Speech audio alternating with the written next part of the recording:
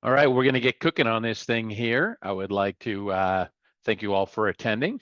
Been pretty popular this go round because most likely because of the election results and people want to know what's going on out there. So our 2025 quarter one economic update. We'll talk about some wealth management strategies, some tax strategies, look towards fourth quarter of last year and what we expect this year and a couple of tax ideas. So we'll jump on into this thing. So knowledge is power. For those of you that are clients, for those of you that are participants in company 401ks, this is good information just to keep you up to speed and up to speed and up to snuff, so you kind of know what's going on out there. And that just makes our life a little bit easier, so that when we review things, you've got a good idea what's going on. So when it comes to investing, that's just kind of picking market stuff, those type of things. That's a simple enough one component of the full financial planning that we offer here at our firm. So financial planning involves wealth preservation, retirement planning, tax planning, estate planning, and of course, this, the aforementioned investment planning. So that's the most obvious thing that people think of right away, is just picking your investments. And so that's where we spend a lot of our time on, but we want to look at the whole picture for you. So in this presentation, we will touch on a lot of these areas here. So first things first, we'll be doing an outlook into 2025. We're pretty excited about 2025 in consideration of what happened in 2024. Again, there's a lot of factors out there that could change things. Our excitement could dim quickly, but we'll dig into that about what are the obstacles of what's going on here. So we'll take a look. Inflation is starting to rear its head up a little bit again. Interest rates look like they're probably going to remain flat. There's opportunity for them to go down. We have a new administration, and then global turmoil continues to kind of rear its head. But as we look at 2024, the S&P really had a great year. The stock market did well. Not all markets around the world did great.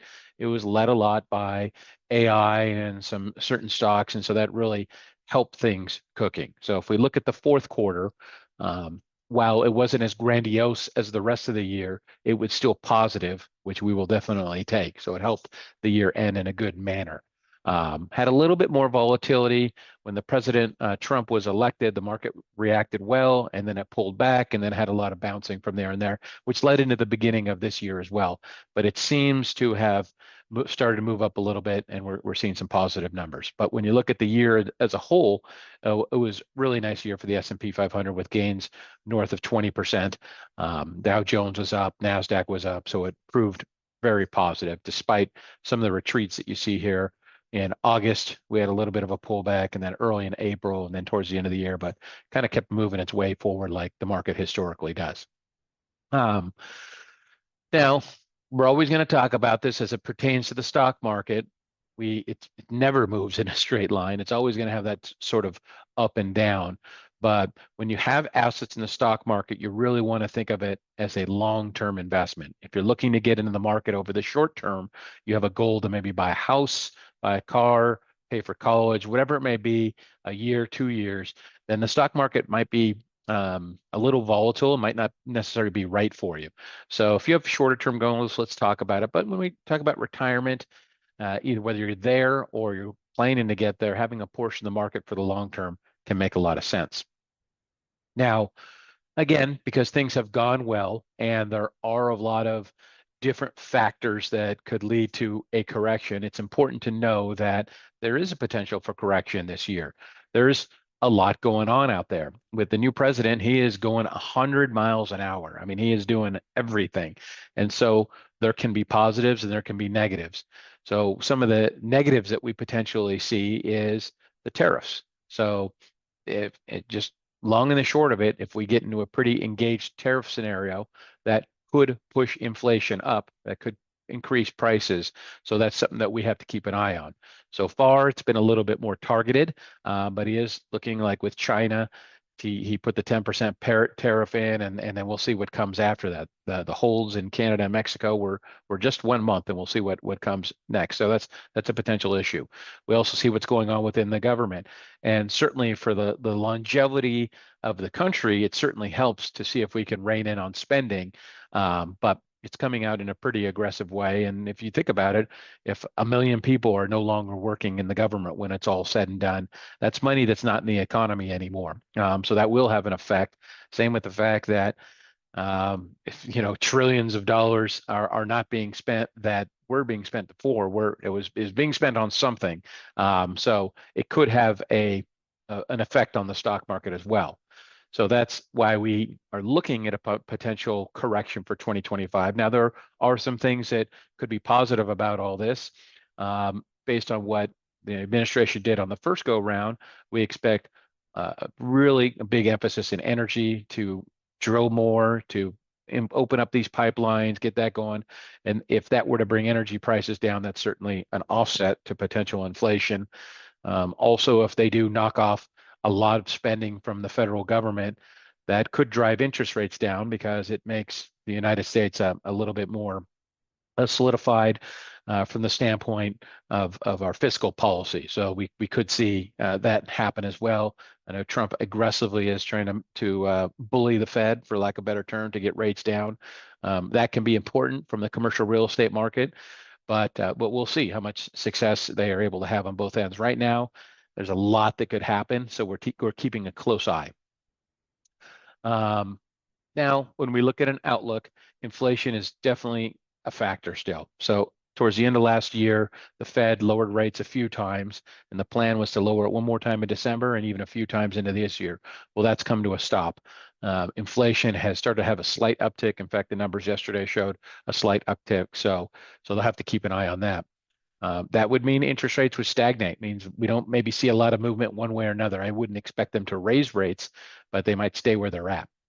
The economy continues to show a sign of strength. When I look, I've got my CNBC in the office in here, and earnings have been coming out fantastic. So we do see that there are aspects that are doing really well, but we are expecting some volatility, and with everything, being proactive is the key. So we have begun, for those of you that are using us for active management, we are in the process of rebalancing our portfolios, tighten some things up, getting things back a little bit in line, and introducing a couple new asset classes. So you'll see that movement going around as well. For those of you that are 401k participants, if you have questions and want to know maybe if your portfolio is right, feel free to give us a call, and we can kind of give you some education and ideas in that front. Now, the other thing that we're talking about is we still have this geopolitical unrest. Trump mentioned yesterday with Putin that they are looking to wind down this Ukraine war. We'll see what happens. The Hamas-Israel thing may be taking a whole nother level because a red line was drawn with regards to letting the hostages out, and we'll see what happens there. So we're always seeing pretty significant global activity. We still have China, Taiwan. It seems to have, the China-Taiwan thing has at least moved out of our front scope, but a lot going on out there. So we got to keep that in mind. Now, as we transition to fixed income, that would be your bond market, treasury yields, you'll see on this chart here that, rates went way up. When we did this presentation a year or two ago, rates were obviously far lower. But you look at January 24, when you compare the 5, 10, 20, and 30 year, you can see that rates are higher towards the end of 24 than towards the beginning of 24, despite the fact that the Fed did lower rates a few times. So ultimately, rates fell, and then they wound up coming back up after the Fed started lowering rates because the bond market wasn't necessarily buying that. So we have some pretty palatable rates right now. That's great for retirees, very helpful for folks that are taking income right now. If we move forward on this here, this is the chart kind of showing where rates were. And we go back to 2000 here, you can see that rates were north of 6%. Had the big drop in the early 2000s, slowly climbed their way back up. And then when the financial crash hit in 2008, rates dropped and they stayed low for a long time. They started to move back up in Trump's first term and then fell again when COVID hit. And then now they've been rising back up again towards the end of Biden's term and paused, fell a little bit, and here we're at. Now, when we look at it, let me put this chart on here. You can see in January of 2024, rates were at 3.4, and they fell to 2.9 in towards the end of the year in December. But the most recent notes show it's going up to 3.1 again. So we're seeing it going in the other direction. So we're just being cognizant of that. Everyone can feel what's going on with inflation at the grocery store and everything that we're buying. So it's everything. It's something that we really need to keep an eye on. Now, we talk about this quite a bit, but just want to let people kind of know the idea of where we are with interest rate and how that affects your bond prices. So when 2022 hit and interest rates rocketed up, that really hurt bond prices. So think of it this way. If you owned a 5-year bond that was paying a 1% interest rate, if you hold it for 5 years, you get your 1% a year, and at the end of the 5 years, you get your money back. Now, if rates jump up from 1 to 5%, and somewhere in that 5 years, you needed to sell that bond for whatever reason, you're buying a new car, have to pay taxes, whatever it may be, you put that bond out in the market, no one's going to want to buy your bond at 1% when they can go on the street and buy one for 5%. So you would have to discount your bond to make it attractive to people. So that means when rates go up, the value of your bonds go down. We addressed that in 2022 by going heavy into short-term bonds that don't get affected nearly as much as long-term. Now, on the flip side, when interest rates are up and where we are now, and they start to go down, if you own that 5% bond and rates fall to 3%, well, again, if someone wants to buy a bond and the going rate is 3% and your bond is 5, if you need to sell it, that bond is going to be more attractive to that person that's looking to buy. So when interest rates begin to fall, the value of bonds will go up. That started to happen a little bit in 2024 and it reversed course. So from our standpoint, we're still pretty heavy on short-term bonds because we're getting paid to hold those things. The rates are still pretty good. But we have introduced some intermediate term and we're keeping a close eye on it in case the opportunity occurs where we could see interest rates drop. And again, it could come from a couple different ways, but that's something we're keeping a close eye on. Now, the Fed is the one that's controlling everything, or at least they're trying to. They have control over the U.S. monetary system. And so what they do is they meet a handful of times a year and they determine when they're going to lower or increase rates. So you can see in January that they made no change. The next meeting will be on the 18th and 19th of March. So we've got a little bit of time. Right now, my expectations that things don't change, that they would remain the same, neither up nor down. So again, for those of you that are retired, this is a great time because you're getting pretty good payouts from your interest. For those of you that need to refinance a house or looking to buy a house or borrow money, it's not the best of times, at least compared to what we experienced the handful of years. But historically, still, we're not even close to the worst as it comes to where we are with interest rates. So it's a double-edged sword. Now, let's dig into the tax planning part for 2025. This potentially could have been a big deal in consideration of how the election came out, but I think it's not going to be as big a deal for those of you that like the current tax rates right now. So this is what we have right now. These are pretty favorable tax rates that came about in 2017.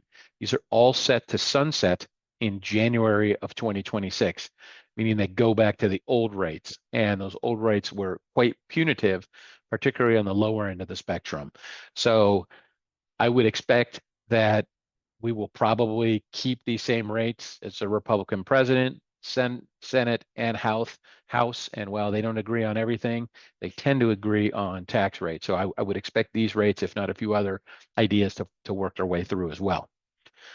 From a capital gains perspective, this is where you're at. You can see there's actually a 0% capital gains rate. So for those of you that maybe are just retiring, you're not going to have income for a little bit of time, there's an opportunity potentially to sell some stuff and pay very little taxes on it. You can even see that the 15% bracket goes all the way up to 479,000 for the people that are married. So that's attractive as well. Most of our clients live in California. We understand some folks are out of state. California has its own, you pay their regular state tax regardless of what it is. So figure another 9% on top of that if you're in California. Now let's take a look at what the retirement plan limits are. So for those of you that are in 401k plans, the elective deferral amount went from 23,000 a year up to 23,500. The match is 7,500. So that means you can, if you're over 50 years old, you can get 31,000 into your 401k plan. Now there's a new rule at the bottom down here. It says super catch-up. It's really odd. It's just for folks from age 60 to 63. So you turn 64, you don't get to do this. But from 60 to 63, that $7,500 catch-up increases to 11,500. So if you do fall in that age category and you're looking to maximize what you put into your 401k plan, you do have that window there for a handful of years. For others that are in simple IRAs, um, that you can get 16,500. Traditional IRAs will remain at $7,000. So you can kind of see where you're at in the various spectrum here. 70,000 represents a defined contribution limit. So potentially for people that have SEP IRAs or profit sharings, you can get that 7,000 plus the catch up. So a lot of money can be saved, which can help save you on taxes. The annual gift exclusion is going to be $19,000. For those of you not familiar with this, if you happen to be in a position where you're able to give money away, if you give, you can give away 19,000 a year. So if you're married, that's 38,000 bucks you could give to a child or whoever you want to give it to. If you give more than that, you would have to use part of your lifetime exemption. It would require a special tax form from your CPA that you say that you're using part of your lifetime exemption. If you don't complete that form and you give away more than 19, you have a potential tax of 40 to 50% on the gift that you give above that number. So be aware if you're in the habit of giving money away. And a lot of people can get in traps. I have people that come in here and say, I'm just going to add my daughter onto my house as a joint owner. You got $1 million house and you put your daughter as a joint owner, she now owns 50% of that house. You've magically given a $500,000 gift away, not thinking any of the wiser of it, potentially, just because the way you did it. So if you were ever thinking about doing stuff like that, it's super important to talk to your tax professional. But that 19,000 limit comes into play when you're gifting to a 529 plan or contributing, if you're able to contribute to a working child's IRA, things like that. So we kind of talked about the sunsetting laws that are expected in 2025. I think that the tax rates that we have right now, realistically, my plan would be that they are probably going to be around, and I think they'll pass something similar. And there's been a lot of other things that have been introduced as well, from not taxing tips, not taxing overtime, increasing the tax rate for hedge funds and things that have been kind of getting away with lower tax rates. So we'll see what happens. RMD. So RMD is when the government has had enough of you putting money in your IRA and not paying taxes on it. So it used to be at age 70 and a half, you'd need to begin taking out a small portion of your IRA or your 401k, 403b, whatever type of company or individual retirement plan you have. It switched to 72 and then it switched to 73, which is the current number, meaning if you don't have to begin taking money out until age 73.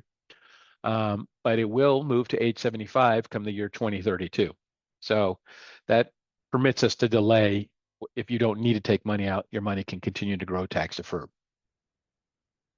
Something that's been very popular is folks that have money in 529 plans. So this came out of the Secure Act 2.0.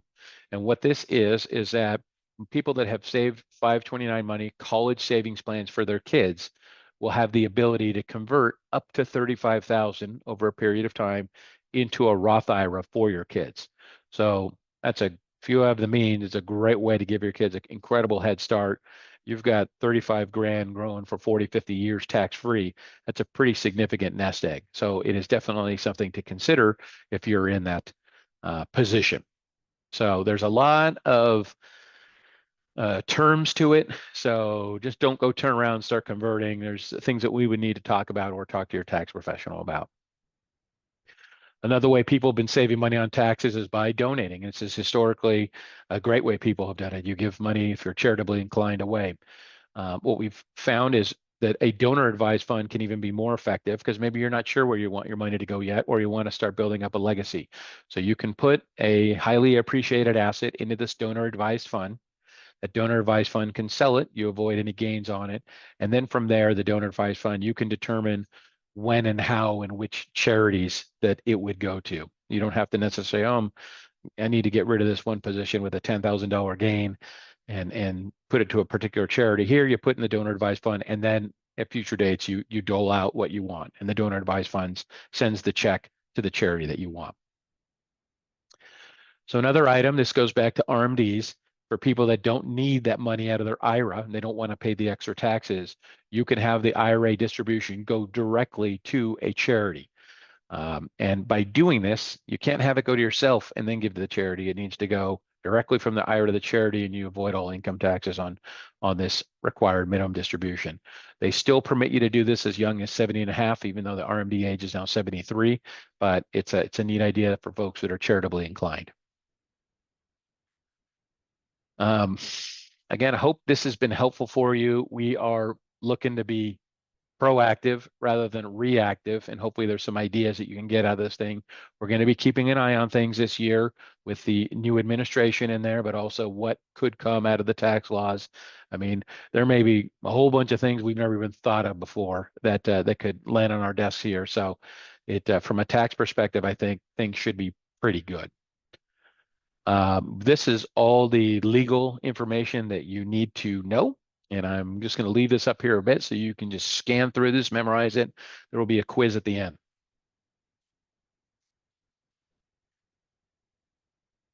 If you didn't have enough time to see that, email me and I'll send you a copy of this. Hopefully compliance is happy.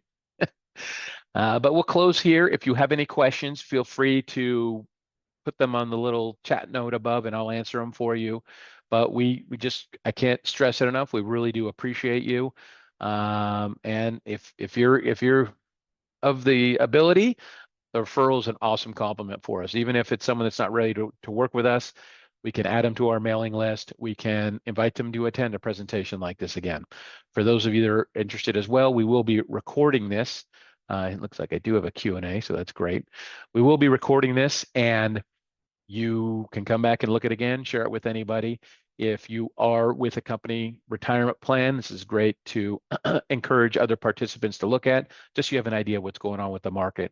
And I'm always available to speak if you have any questions. So I'll just give it a couple seconds here in case anybody has any questions that we can answer for you.